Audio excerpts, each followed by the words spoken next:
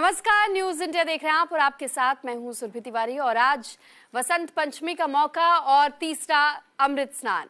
तो महाकुंभ के वसंत पंचमी पर तीसरे अमृत स्नान को लेकर के तैयारियां पहले से की गई हैं। खासतौर पर नागा साधुओं ने पवित्र संगम में आस्था की डुबकी भी लगाई, क्योंकि सुबह ब्रह्म मुहूर्त में कहा जाता है कि नागा साधु सबसे पहले स्नान करने के लिए उतरते हैं, यानी भोर का समय, जिसे सुबह 4 बजे से समय गिना जाता है जब ब्रह्म मुहूर्त माना जाता है। और ऐसे में नागा साधुओं ने इस अमृत स्नान की शुरुआत की है। अखाड़ों के साधु और संत संगम में स्नान कर रहे हैं। 5 करोड़ श्रद्धालुओं के अमृत स्नान करने का अनुमान जताया गया है। 35 करोड़ से ज्यादा लोगों ने अब तक स्नान किया है। तो 144 सालों बाद महाकुंभ का ये दुर्लभ संयोग बना है। श्रद्धालुओं की सुरक्षा के लिए पुख्ता इंतजाम भी किए गए हैं। तो बीते मौनी अमावस्या पर जब अमृत स्नान की बारी आई थी, आपने देखा कि कैसे भगदड़ की खबरें सामने आई, लेकिन उन खबरों के बाद अब लगातार प्रशासनिक तौर पर भी ये प्रयास किए जा रहे हैं कि किसी प्रकार की कोई अनहोनी ना होने पाए। अचूक सुरक्षा के एक लेयर को तैयार किया गया है ताकि इस बार सुरक्षा किसी भी तरीके से खंडित ना होने पाए। जो श्रद्धालु अपनी आस्था के साथ संगम में डुबकी लगाने के लिए पहुंच रहे हैं, ऐसे में उन्हें भी सुविधाजनक स्नान मिल पाए। तो प्रयागराज में महाकुंभ में बसंत पंचमी के मौके पर अमृत स्नान किया जा रहा है और ब्रह्म मुहूर्त में सुबह 5:24 से लेकर 6:16 तक अमृत स्नान का शुभ मुहूर्त रहा है। फिलहाल निरंजनी अखाड़े के नागा साधु पवित्र संगम में डुबकी लगा चुके हैं। आज 5 करोड़ से ज्यादा श्रद्धालुओं के भी स्नान करने की उम्मीद है। तो फिलहाल देखिए, ये इस बार का जो महाकुंभ है, महाकुंभ में खासतौर पर 144 सालों के बाद, क्योंकि ये संयोग बन रहा है, बताया जा रहा है कि 12 सालों के बाद जब 2 बार ऐसा संयोग बनता है, 144 सालों के बाद जब महाकुंभ होती है, तो फिर ये एक अपने आप में अद्भुत नजारा हो जाता है, क्योंकि अब 2000 सालों के बाद ही ये अवसर दोबारा से प्राप्त हो पाएगा। और इसीलिए ये पीढ़ी बेहद ही भाग्यपूर्ण अपने आप में, क्योंकि 144 सालों के बाद जो संयोग इस बार बना है, अब ये अगले 144 साल आपको और इंतजार करना होगा जब इस तरीके का संयोग बनेगा, यानी 2000 साल पूरे होने पर। तो फिलहाल इस पर ज्यादा जानकारी के साथ मदन मोहन शर्मा हमारे साथ जुड़ चुके हैं और साथ ही हमारे सहयोगी गौरव किशोर शर्मा भी इस वक्त हमारे साथ जुड़े हुए हैं। सबसे पहले मदन, मैं आपका रुख कर रही हूं, क्योंकि अब तक जिस तरीके की तैयारियां हमने देखी और साथ ही समझा कि कैसे योगी आदित्यनाथ भी लगातार निर्देश भी जारी कर रहे थे, इस पर निगरानी भी बनाए हुए थे। आज तीसरा अमृत स्नान, इसको लेकर के तैयारियां वहां कैसी दिखाई दे रही हैं? बिल्कुल, जिस तरह से अगर हम बात करें कि आज जो है तीसरा स्नान है, और इस तीसरे स्नान में सबसे पहले जो है नागा साधुओं ने जो है आस्था की डुबकी लगाई। और ऐसे में आप तस्वीरों में देख सकते हैं कि तमाम जो है श्रद्धालु जो है इस समय जो है कहा जाए तो प्रयागराज घाट पे पहुंच रहे हैं और जाकर के संगम में आस्था की डुबकी लगाएंगे। ऐसे में आज माना जा रहा है कि 5 करोड़ से भी ज्यादा श्रद्धालु जो है आज कहा जाए तो प्रयागराज पहुंचेंगे और जाकर के संगम में डुबकी लगाएंगे। जिस तरह से आज कहा जाए तो कि आज जो है जिस श्रद्धालु जो है सुबह से ही लगातार जो है घाटों की तरफ पहुंच रहे हैं। वहीं अगर हम बात करें सुरक्षा को लेकर के, तो प्रशासन ने सुरक्षा की चाक चौबंद व्यवस्थाएं की गई हैं। तमाम डायवर्जन लगाए गए हैं ताकि जो श्रद्धालु आ रहे हैं आराम से गंगा तट पे जाएं और जाकर के वो जो है आस्था की डुबकी लगाए। तो ये तस्वीरें जो है आप देख सकते हैं। इस समय मैं प्रयागराज में संगम क्षेत्र मार्ग है जो है, मैं वहां पे मौजूद हूँ और तमाम जिस तरह से जो पहलपुर में जो घटनाएं हुई उसको लेकर के प्रशासन जो है पूरी तरह से अलर्ट है। तमाम जो है डायवर्जन जो जिस तरह से जो लगाए गए, उसके साथ ही साथ जो है डिस्प्ले बोर्ड पे डिस्प्ले भी किया जा रहा है कि जिस पुल पे मतलब जाना है, कौन से पुल खुले हुए हैं, किस मार्ग से जो है वो पुल पे जाएंगे, ताकि जो है आसानी से श्रद्धालु जाकर के गंगा संगम में जाकर के स्नान करें और आस्था की डुबकी लगाए। तो ये तस्वीरें जो है आपके पास गौरव का भी रुख करूंगी, लेकिन उससे पहले ये तस्वीरें अपने दर्शकों को एक बार दिखा दे। ये तस्वीरें जो आप देख रहे हैं पुष्प वर्षा की है, क्योंकि महाकुंभ की शुरुआत जिस दिन से हुई है, हर दिन प्रत्येक दिन इसी तरीके से लोगों पर पुष्प वर्षा की जा रही है और श्रद्धालुओं का स्वागत किया जा रहा है। ये कहीं ना कहीं अपने आप में हर्षोल्लास के साथ श्रद्धालुओं को भर देने का काम करता है कि जब वो श्रद्धा सुमन के साथ में आस्था की डुबकी लगाने के लिए संगम नोज की ओर आगे बढ़ते हैं। तो ऐसे में देखिए कैसी व्यवस्थाएं प्रशासनिक तौर पर की गई हैं। और ज्यादा जानकारी गौरव से ही मैं लेना चाहूंगी। गौरव, क्योंकि आप खुद भी ग्राउंड जीरो पर मौजूद है, मैंने मदन से भी समझा सुरक्षा को लेकर के इंतजाम, पुष्प वर्षा की व्यवस्थाओं को भी हम देखते हैं कि किसी भी एक दिन ऐसा नहीं होता जिस दिन पुष्प वर्षा ना हो। और साथ ही क्योंकि श्रद्धालु आज सुबह से ही लगातार स्नान कर रहे हैं, सबसे पहले अखाड़ों के साथ में स्नान की शुरुआत हुई है, और क्या कुछ अब तक आपने वहां पर देखा, महसूस किया, इसके बारे में जरा जानकारी दीजिए। देखिए सुरभि, इस वक्त मैं घाट पर मौजूद हूँ। यहाँ श्रद्धालु आस्था की डुबकी लगा रहे हैं। इसी के बीच ये भी देखने को मिल रहा है कि जो अव्यवस्थाएं पहले थी अब उनको व्यवस्था में परिवर्तित कर दिया गया है। जो लोग घाटों के पास ही बैठ जा रहे थे या फिर सो जा रहे थे उनको हटाया जा रहा है। पुलिसकर्मी लगातार यहाँ पर मौजूद हैं और जो लोग स्नान करके आ रहे हैं वो स्नान के बाद उनको सीधा घाट से निकाल दिया जा रहा है। हमारे आसपास कई श्रद्धालु ऐसे खड़े हुए हैं, उनसे हम बातचीत करेंगे।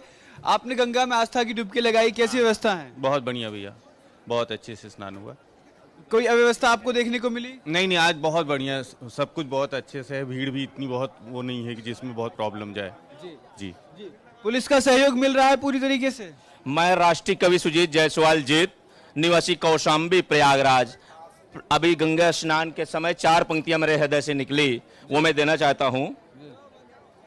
तीर्थ का पुण्य फल सब मिलेगा यहीं, भाग्य का पुष्प सब के खिलेगा यहीं, राष्ट्र हिंदू बनेगा ये भारत सुनो, राष्ट्र हिंदू बनेगा ये भारत सुनो, ध्वज सनातन का हर पल हिलेगा यहीं।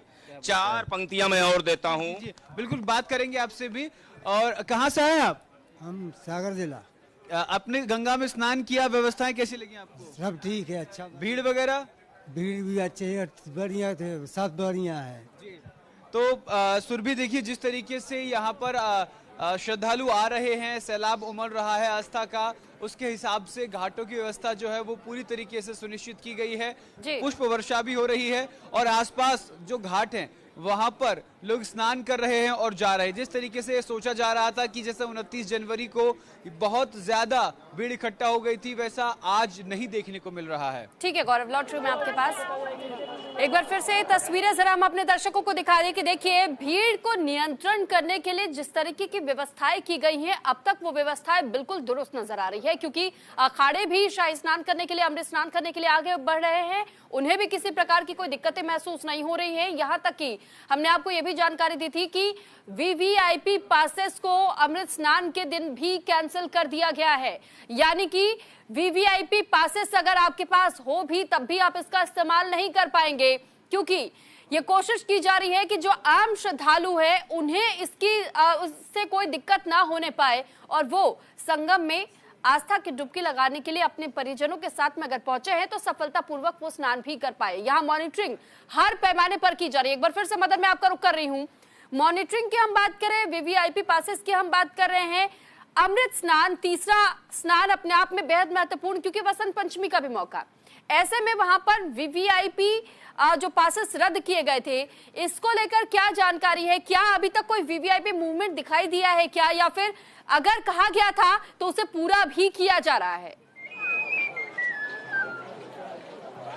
बिल्कुल, जिस तरह से कहा जाए कि वीवीआईपी मूवमेंट को लेकर के जो लगातार जो है सवाल उठते रहे हैं और इसको लेकर के जो वीवीआईपी जो पासेस थे वो जो है रद्द किए गए हैं। उसके बाद तमाम जो जिस तरह से मेला क्षेत्र में जो गाड़ियां जाती थी उन गाड़ियों को जो है रोका गया है। प्रशासन पूरी तरह से अलर्ट है। सुबह से जो है कोई भी वीवीआईपी गाड़ियां जो है यहाँ पर नहीं आई है। कुछ एकाध गाड़ियां जैसे आई थी तो उनको भी प्रशासन ने रोका और उनको जो है बैरंग मतलब कहा जाए तो उनको जाना पड़ा है। तो इस तरह से अगर देखा जाए तो तमाम जो जिस तरह से जो बातें की जा रही थी सुरक्षा को लेकर के, तो सुरक्षा की चाक चौबंद व्यवस्थाएं की गई हैं ताकि जो भी श्रद्धालु यहाँ पे आ रहे हैं वो जो आकर के जो है आस्था की संगम में वो डुबकी लगाएं। और जिस तरह से प्रशासन के साथ साथ जो है मुख्यमंत्री योगी आदित्यनाथ लगातार इस पर जो है नजर बनाए हुए हैं और उनका ये कहना है जिस तरह से जो पूर्व में घटनाएं हुए वो घटना जो है घटित ना हो, इसको लेकर के प्रशासन जो है पूरी तरह से कहा जाए तो अलर्ट है। जो घाटों पे जिस तरह से लोग जो सो जाते थे उन्हें जो है प्रशासन ने रोका है, रात भर का कहा जाए तो चक्रभ्रमण करते हुए वो नजर आए हैं। तमाम जो बैरिकेटिंग जो बनाए गए थे उन बैरिकेटिंग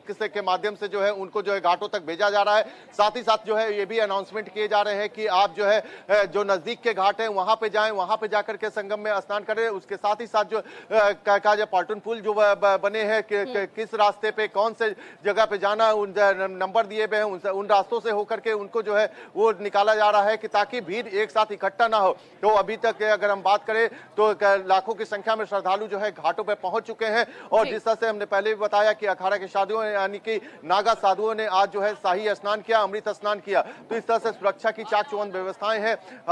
साथ ही साथ जो है ड्रोन के साथ साथ जो है हेलीकॉप्टर से भी जो है पूरी तरह से निगरानी की जा रही है और जो श्रद्धालु जो संगम में स्नान कर रहे हैं उन पर जो है पुष्प वर्षा भी की जा रही है। तो ये जो है आज जो है आस्था का एक महापर्व है और तीसरा शाही स्नान है। तो इसको लेकर के प्रशासन जो है पूरी तरह से अलर्ट नजर आ रहा है। जी सुरभि। ठीक है मदन, मैं आपके पास लौट रही हूँ। गौरव आप भी बने रहेगा। इस बीच एक और बड़ी खबर हम अपने दर्शकों को पहले बता देते हैं। वसंत पंचमी पर तीसरा अमृत स्नान और सीएम योगी आदित्यनाथ ने श्रद्धालुओं को बधाई दी है। सोशल मीडिया पर पोस्ट करते हुए बधाई दी गई है। योगी आदित्यनाथ की ओर से वसंत पंचमी के मौके पर आज महाकुंभ में तीसरा अमृत स्नान हो रहा है।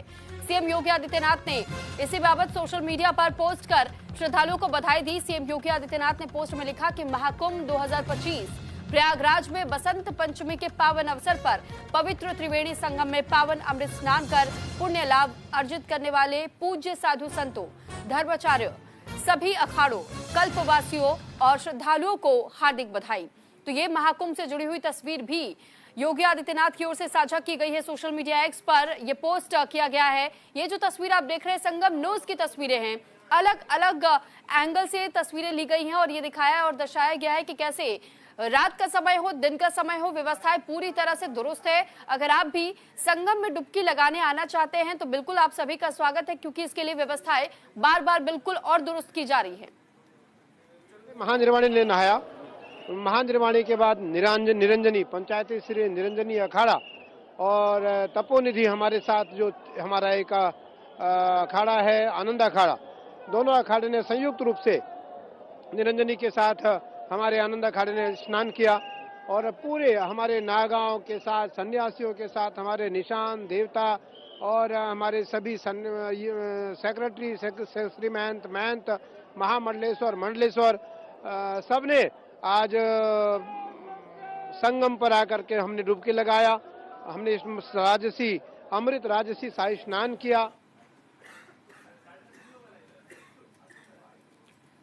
और अब अमृत स्नान को लेकर के चर्चा करने के लिए इस वक्त हमारे साथ स्टूडियो में दो बेहद ही खास मेहमान जुड़ चुके हैं। स्वामी उपमन्यु महाराज जी हिंदू धर्म गुरु है और आचार्य डॉक्टर ऋतु हिंदू धर्म गुरु के तौर पर हमारे साथ स्टूडियो में जुड़ चुके हैं। आप दोनों का बहुत स्वागत है। सबसे पहले उपमन्यु महाराज जी, मैं आपका रुख कर रही हूँ क्योंकि देखिए तीसरा अमृत स्नान है आज के दिन।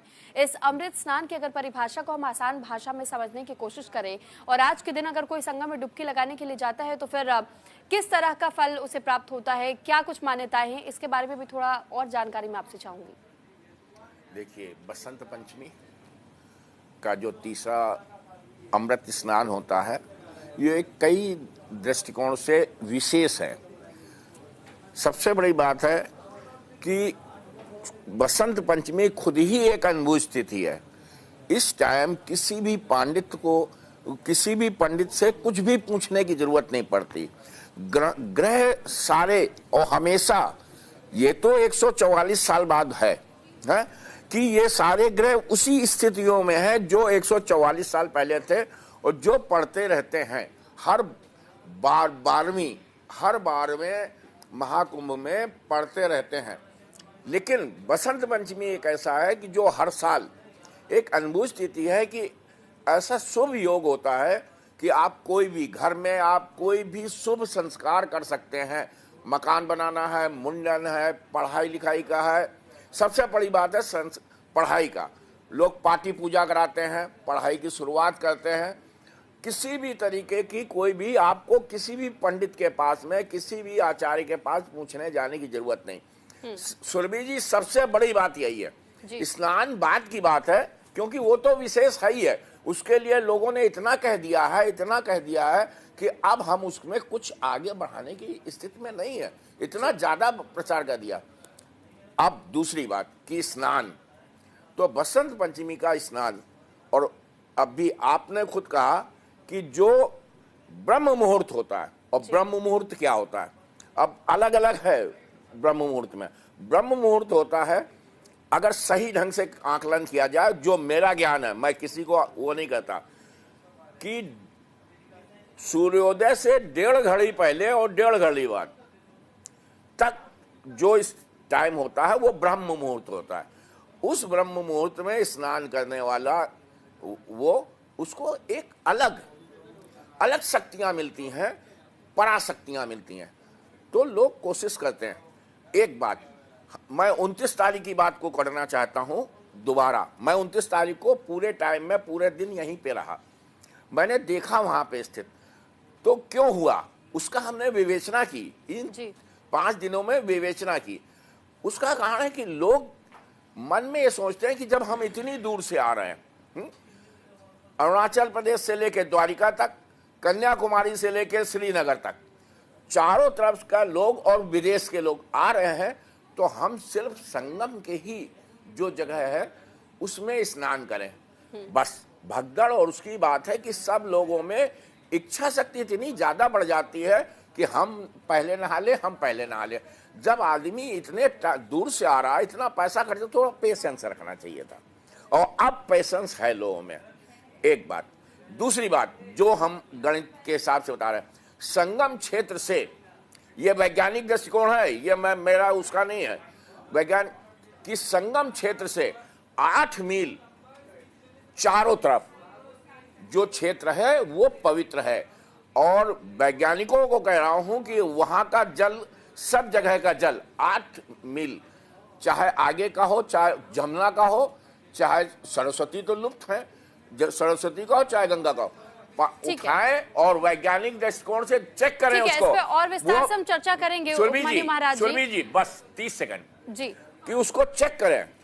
हम धर्म से हटके विज्ञान में इसलिए कह रहे हैं कि लोगों को ये भ्रांतियां हो जाती हैं कि नहीं, हमें वही संगम में नहाना।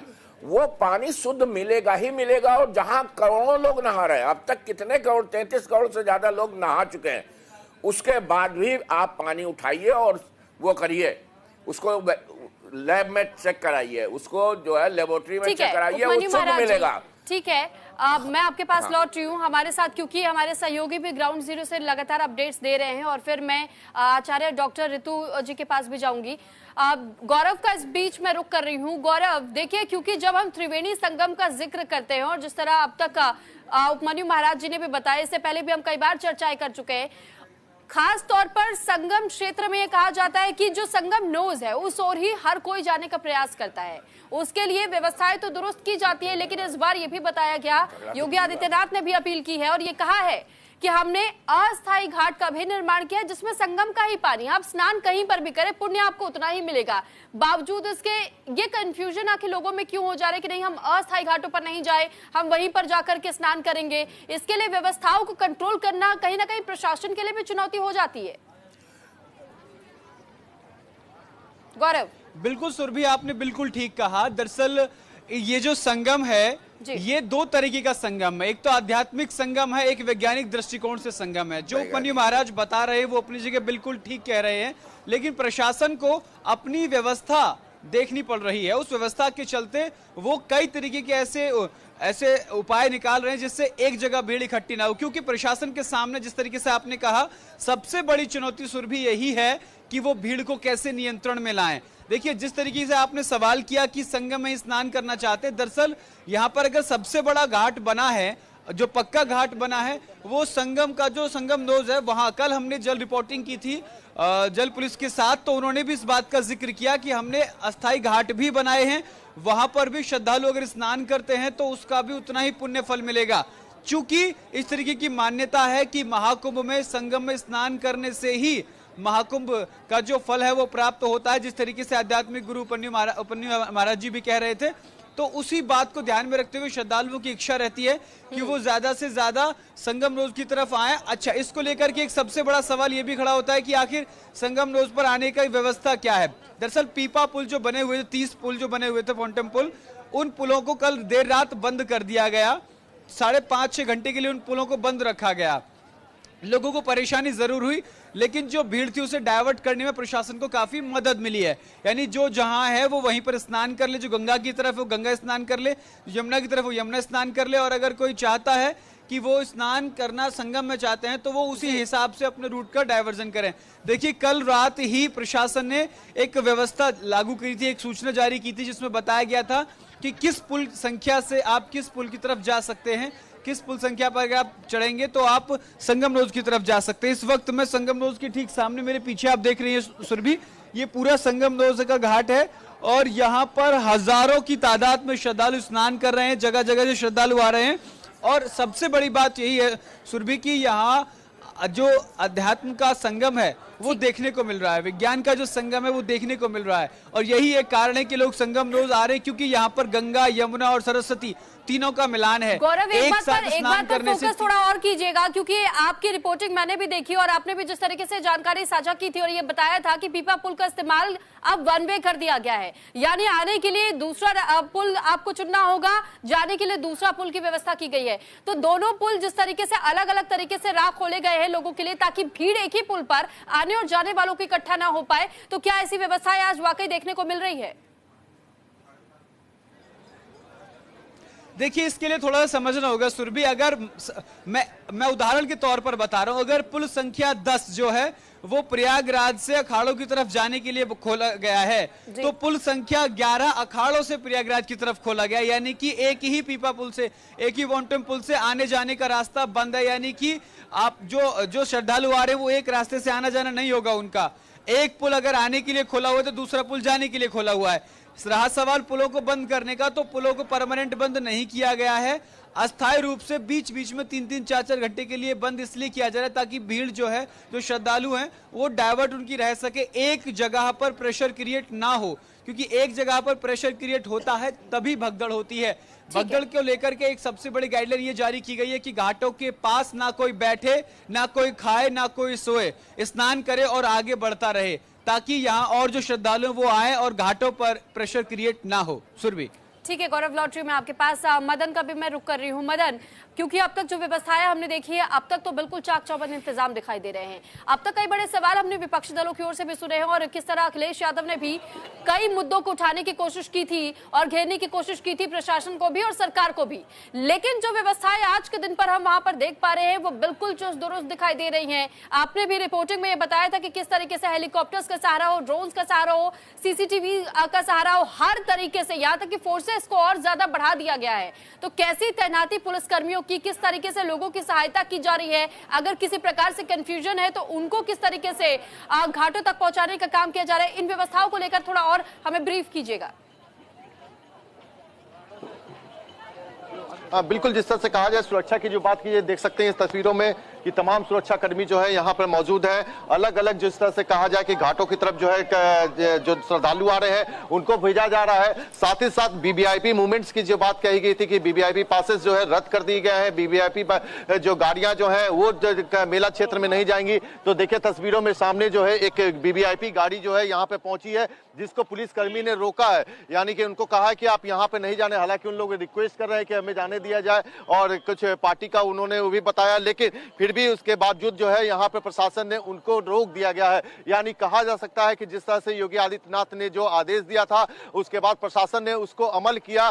साथ ही जो है वीवीआईपी गाड़ी को भी मेला क्षेत्र में नहीं आने दिया जा रहा है। आप देखें तस्वीरों में कि ये गाड़ी जो है अब यहाँ से वापस जा रही है, यानी कि पुलिसकर्मी ने उनको मेला क्षेत्र में नहीं आने दिया है। साथ ही साथ अगर हम बात करें कि लगातार जो है सुरक्षा के जो है कड़े इंतजाम किए गए हैं, ड्रोन से निगरानी की जा रही है, साथ ही साथ जो है हेलीकॉप्टर के साथ जो है उनको निगरानी की जा रही है ताकि कोई भी जो है अनहोनी न हो सके, इसको पूरा जो है ख्याल रखा गया है। तो वहीं करोड़ों की संख्या में श्रद्धालु आज जो है संगम घाट पे पहुंच रहे हैं। लगातार जो है भीड़ बढ़ती जा रही है, उसको देखते हुए जो है प्रशासन ने अलग अलग डाइवर्जन किए हैं, जैसे कि श्रद्धालु श्रद्धालु आसानी से जाकर के जो संगम में आस्था की डुबकी लगा सके। तो इस तरह से मुख्यमंत्री योगी आदित्यनाथ ने कहा था कि जो भी श्रद्धालु यहाँ पे आ रहे हैं उनको किसी प्रकार की कोई दिक्कत ना हो। जी ठीक है मदन और गौरव, आप हमारे साथ बने रहिएगा, क्योंकि देखिए लगातार व्यवस्थाओं को किस तरीके से इस वक्त दुरुस्त किया गया है और कैसे मजबूत तौर पर आप एक ढाल के तौर पर एक स्ट्रक्चर को देख पा रहे हैं कि वहां पर किसी प्रकार से आप भगदड़ जैसे कोई अनहोनी ना होने पाए, इसको लेकर के पहले कंट्रोल करने की व्यवस्थाएं की गई हैं। इस चर्चा को हम आगे भी जारी